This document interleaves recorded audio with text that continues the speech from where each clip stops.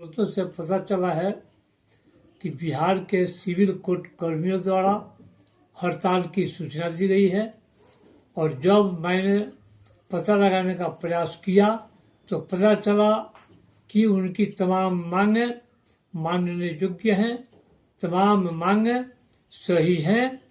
उन मांगों की पूर्ति निश्चित तौर पर की जानी चाहिए।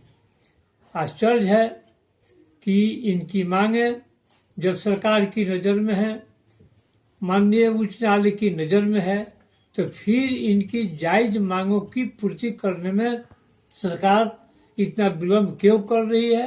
यदि हड़ताल हो जा रही है, यदि मांगों की पूर्ति नहीं होती है तो हड़ताल होना निश्चित ही है और वो हड़ताल सफल होगी, इसलिए कि उनकी मांगे जायज है और तब आम जनता का काम नुकसान होगा, व्यवहार न्यायालय के सारे कार्य रुक जाएंगे। इसकी चिंता भी सरकार को करनी चाहिए। यह बिहार सरकार नहीं है, बिहार सरकार के कार्यालय नहीं है जहां पर 4-4 महीने तक लालू जी के राज्य में हड़तालें हुई थी और सरकार की समझ में ये बात आई थी, बनी थी कि 4 महीने कार्यालय बंद रहे, इससे आम जनता का कुछ नहीं बिगड़ा, हालांकि बहुत बिगड़ा था। यहाँ भी चूंकि व्यवहार न्यायालय में आम जनता रोज देखती है कि तारीख पर तारीख पढ़ते हैं, 10 दिन हड़ताल चले, 20 दिन हड़ताल चले, तो ये बात सही है कि जनता पर इसका बुरा प्रभाव नहीं पड़ेगा। लेकिन प्रश्न ये उठेगा कि क्या बिहार सरकार के अन्य कार्यालयों की तरह, कार्यपालिका की तरह न्यायपालिका भी उसी रास्ते पर चल पड़ी है। न्यायपालिका में भी यही होता है कि जायज मांगों की हम पूर्ति नहीं करेंगे। न्यायपालिका तो न्याय देने के लिए होता है, ये कोई राजनीतिक मंच नहीं है जो राजनीतिक मंच ही अपनी मांगे उठा रहा हो। ये बिहार न्यायालय में काम करने वाले कर्मी हैं, इनकी मांगों पर निश्चित तौर पर विचार किया जाना चाहिए।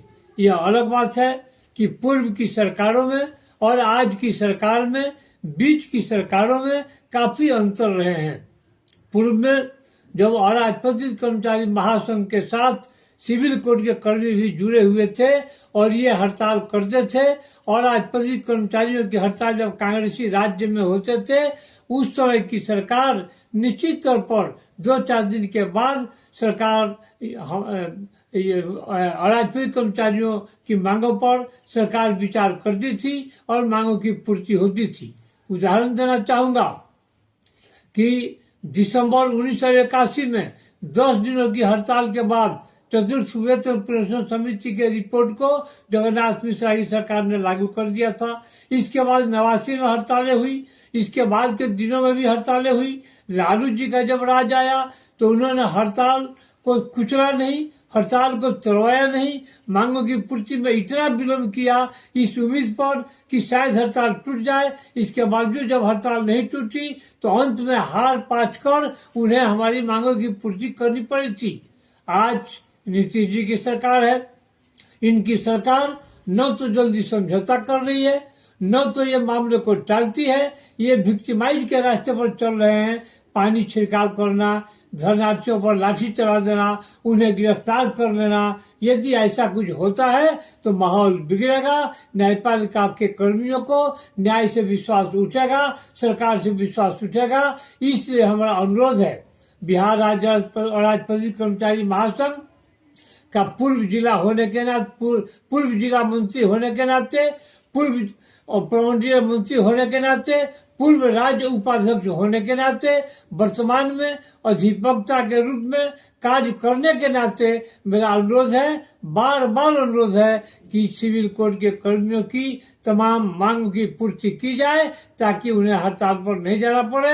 यदि वे हड़ताल पर जाते हैं तो हम जैसे लोगों का समर्थन उस हड़ताल को मिलेगा और हम पूरे तौर पर उनका समर्थन करेंगे और आज भी करते हैं।